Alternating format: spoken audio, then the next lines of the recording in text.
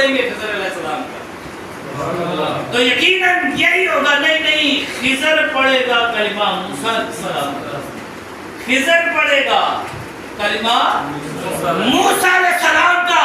تو پھر یاد رکھے اگر موسیٰ علیہ السلام کا امتی چوک میں بیٹھ کر کمرے کے اندر ان کو جنتی کر سکتا ہے, چوک میں بیٹھ کر موسیٰ علیہ السلام کا امتی جنتی کر سکتا ہے, تو پھر پاک پتن شریف میں بیٹھا ہوا ہمارے نبی کا امتی پاس بلا کے جنتی دروازہ پاس بلا کے سبحان اللہ سبحان اللہ.